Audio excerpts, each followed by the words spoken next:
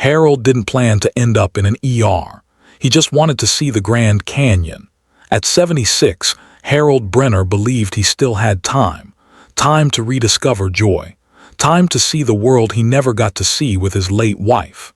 So when his daughter surprised him with a 5-day trip to Arizona, he smiled, packed a small suitcase, and promised himself he'd finally start living again.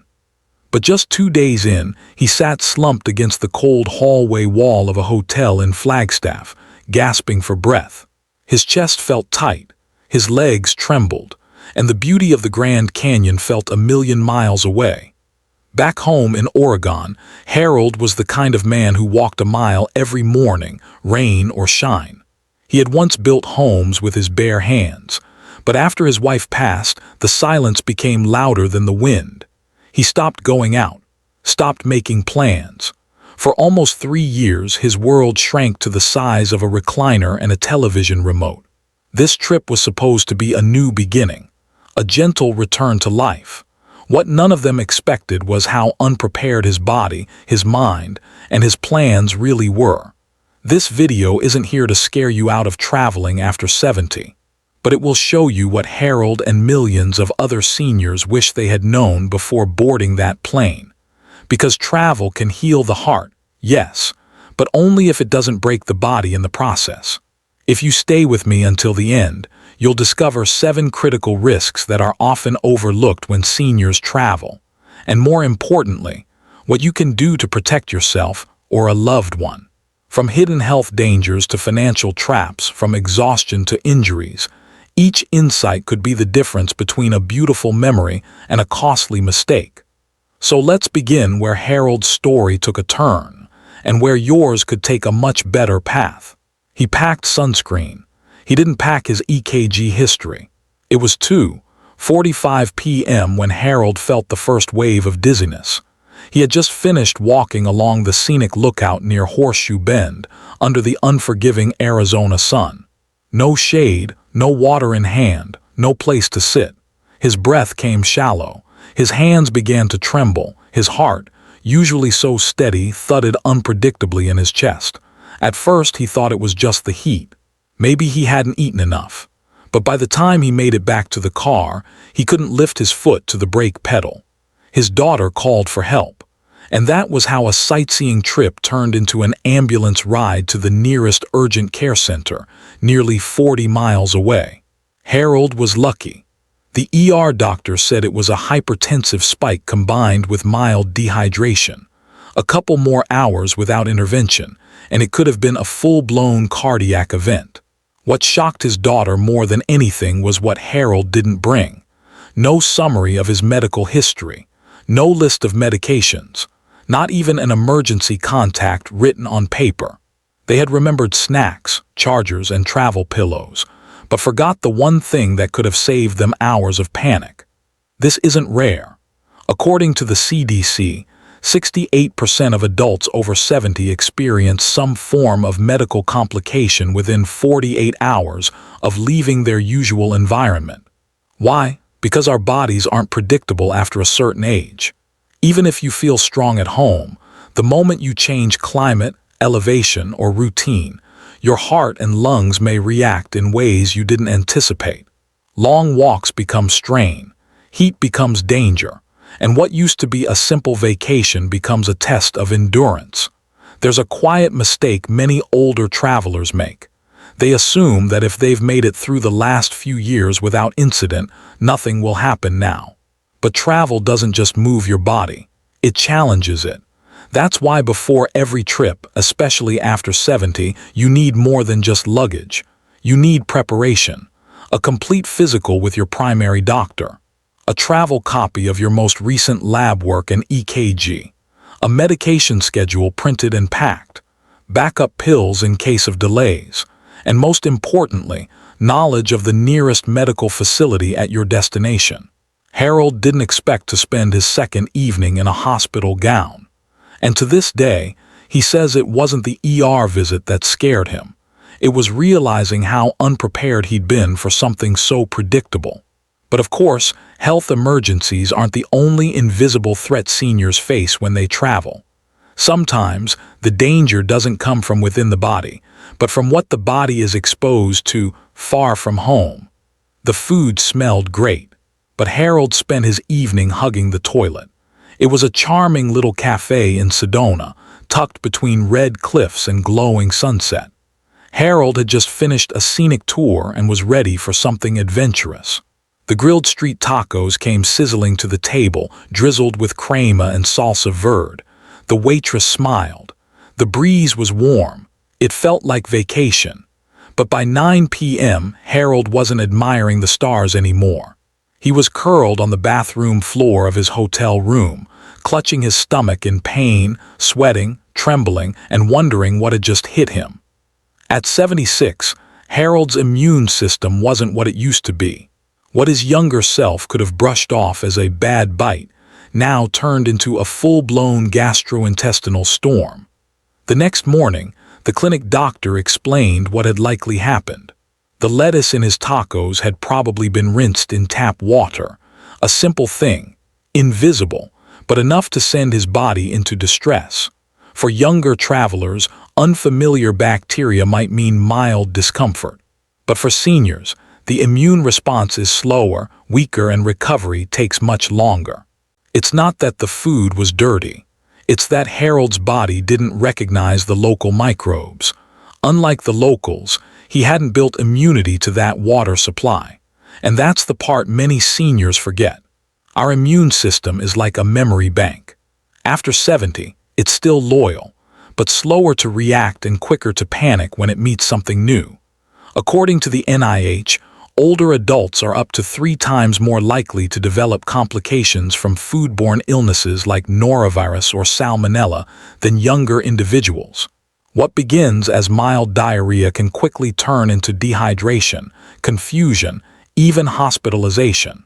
The truth is, travel exposes you to more than just landscapes. It exposes you to different hygiene standards, cooking methods, spices, and bacteria. That salad might look refreshing, but if it was rinsed in untreated water, it's not worth the risk. That glass of ice water in a roadside diner. If you're not sure where the ice came from, skip it. Harold later learned that bottled water, cooked vegetables, and packaged snacks were safer choices, and that packing a probiotic helped his gut handle the changes more gracefully. One small decision, one meal, that's all it took to turn a beautiful evening into a miserable memory. He says if he could do it over, he'd ask the restaurant one question: do you wash your greens with bottled water? And if the answer was no, he'd just smile and order something hot. Of course, it's not just what you eat or drink that puts you at risk. Sometimes it's the journey itself, the flights, the walking, the strange beds, that leave the biggest toll on a senior's body. He thought he was just jet-lagged. He was actually at risk of collapse. It was around 2 a.m. when Harold sat up in bed, heart racing, drenched in sweat. The room was dark, unfamiliar. For a few seconds, he didn't know where he was. He stared at the ceiling, confused, trying to remember if he was still in Oregon, or if this was the hotel in Sedona, or maybe the stopover back in Phoenix. The panic didn't come from pain. It came from disorientation. That terrifying moment when your brain can't catch up to your body. Earlier that day, Harold had walked more than usual, skipped lunch, and pushed through a packed schedule of tour. He hadn't slept well the night before, and the 2-hour time difference from home felt like 10. His daughter had told him it was just jet lag, but for Harold it was more than that. His body wasn't bouncing back. His mind wasn't staying sharp. And his energy, usually steady even at 76, was vanishing faster than he could refill it. Jet lag hits differently after 70. Our circadian rhythm, the body's internal clock, becomes more fragile with age. While a younger traveler might adjust in a day or two, research shows that people over 70 can take 3 to 5 days to regulate their sleep cycle after crossing even 1 or 2 time zones. That delay can lead to poor sleep, lower blood pressure stability, reduced mental clarity, and even elevated risk of heart strain. What feels like simple tiredness might actually be the body crying out for balance. And fatigue isn't just a nuisance, it's a red flag. When your body doesn't rest, it stops recovering. Muscles ache longer. Coordination suffers. Immunity drops. One misstep, one foggy moment while crossing a street or climbing hotel stairs, and a trip becomes a trauma. Harold realized this the hard way. He missed breakfast twice, forgot to take his morning medication, and even skipped hydration because he didn't feel thirsty. But that wasn't forgetfulness. That was exhaustion talking. What could have made a difference? Harold says it now with quiet clarity. I should have treated rest like a destination, not a distraction. Before your trip, build in time to sleep well. Avoid booking early flights that force you awake at 4 a.m. Create a flexible itinerary with room for naps and unscheduled downtime. Choose hotels that feel quiet and comfortable, and give your body at least one full day to adjust before diving into sightseeing. Because after 70, energy isn't something you spend freely. It's something you invest wisely. And if you burn through it too fast, the cost isn't just fatigue. It's your safety, your memory, and your peace of mind. But tired legs and fuzzy thoughts aren't the only silent threats waiting for seniors on the road. Some risks are much louder, much harder, and they leave bruises you can't ignore. He didn't want to ask for help. Now he walks with a cane. It happened in a moment. Harold had just finished brushing his teeth in the hotel bathroom, steam still clinging to the mirror, the tile floor slick under his feet. He reached for the towel, took one small step back, and suddenly the ground vanished beneath him. His body slammed against the hard porcelain edge of the tub. He couldn't move. He couldn't speak. For a few terrifying seconds, he just lay there, stunned by how fast control had slipped away. No one saw it coming. Not Harold. Not his daughter waiting outside. Not the front desk who gave him a room just a short walk from the elevator. But this wasn't about distance. It was about pride.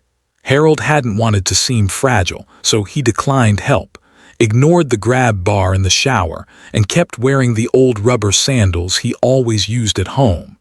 But hotel floors aren't home, and 76-year-old legs don't recover like they used to. As we age, the subtle defenses we once took for granted start to weaken. Vision blurs in low light. Reflexes slow down. Balance becomes more about calculation than instinct. Add in a slick floor, a tight space, and unfamiliar shoes, and what feels like a small stumble can quickly turn into a fall with lifelong consequences. According to the NIH, falls are the leading cause of hip fractures in adults over 75, and more than 50% of those who suffer one never return to full independence. Harold got lucky. No bones broken, just deep bruises and a cane he now carries, not just as support but as a reminder. He said later, "I didn't fall because I was weak. I fell because I was proud." There are simple ways to avoid what Harold went through. Always inspect the bathroom when you arrive. Check the floor for slippery spots. Bring a small non-slip mat that folds into your luggage, and choose shoes with grip, not comfort alone. Avoid walking barefoot or in loose hotel slippers, especially in unfamiliar spaces. And if a room doesn't feel safe, ask to be moved. Your health is worth more than a polite smile at the check-in counter. Sometimes protecting yourself isn't about fearing danger. It's about honoring the life you've worked so hard to maintain. But while bruises may fade, the next risk can leave scars much deeper, on your savings, your dignity, and your peace of mind. He saved for this trip. He didn't know it would cost him double. Harold had been putting money aside for nearly a year. Every month, a little less dining out, a few less shopping trips, all to afford one meaningful getaway. It wasn't extravagant. Just a modest vacation through the Southwest, visiting landmarks he'd only seen in magazines. But on the third day of the trip, after an episode of dizziness and vomiting left him pale and dehydrated, he ended up in a private clinic. The treatment was quick. A fluid IV, some monitoring, and a few tests. What wasn't quick was the bill. At checkout, Harold and his daughter were handed a paper with more numbers than they expected. $1,780 for the room, $380 for labs, another $450 for observation and hydration. And then came the real surprise. None of it was covered, not by Medicare, not by his supplemental plan. Why? Because Harold didn't know Medicare generally doesn't pay for health services outside the U.S. He assumed his coverage followed him wherever he went. It didn't. This is one of the most overlooked hazards in senior travel. People plan for weather, for food, even for medication, but very few consider the cost of an unexpected medical bill in a different state or country. And even fewer understand the steep price of medical evacuation. A helicopter from a rural hiking trail, that's easily $15,000. A long-distance airlift home from overseas, more than $30,000. Harold didn't need a helicopter that day, but he did need a reminder. Travel insurance isn't a luxury after 70. It's essential. The right plan isn't just about getting your luggage back or canceling a trip.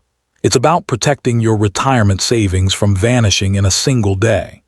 Before any trip, especially for seniors, it's vital to compare insurance options carefully. Look for a policy that covers emergency medical care, hospital stays, cancellations, lost prescriptions, and especially evacuation. And don't wait until the week before. Some policies only take effect if purchased in advance. The hardest part for Harold wasn't paying the bill. It was knowing he could have avoided it with one phone call and a $40 policy. His advice now is simple. Pack your bags, but pack your backup plan too. And while money can be replaced, time and energy can't. Because sometimes the real cost of travel after 70 isn't what you spend, but how long it takes to recover when the journey takes more than you bargained for. A fake taxi took him the scenic route, and $120. It was supposed to be a quick ride back to the hotel. Harold had just finished a quiet dinner downtown and waved to the nearest taxi outside the restaurant. The driver smiled, opened the door, and even offered to help with the door. He seemed kind, helpful. The car looked clean enough. So Harold got in without checking the meter, the badge, or the company name. 35 minutes later, he was dropped off 2 blocks from his hotel and charged $120 for what should have been a 10-minute ride. He didn't argue. He just paid and walked away, embarrassed and confused. It was only later, talking to the concierge, that he realized he'd been scammed. There was no official taxi number, no receipt, no way to report what had happened. Scams like this aren't rare. In fact, the FBI reports that nearly 40% of all international travel scams target people over 65. Why? Because scammers know seniors are more likely to be polite, less likely to question authority, and in many cases, unfamiliar with local technology or digital payment systems. Whether it's a fake taxi, a free guided tour that ends with a demand for cash, or someone posing as hotel staff asking for your card at the door, the tactics are becoming more sophisticated and more personal. Harold admitted later that the worst part wasn't losing the money. It was feeling foolish. And that's exactly what scammers count on. They don't just take your cash. They take your trust, your sense of confidence, and sometimes even your willingness to explore again. But it doesn't have to be that way. There are simple steps to protect yourself. Always use rideshare apps or call official hotel taxis. Book tour through verified platforms. Carry a credit card with a low limit instead of large amounts of cash.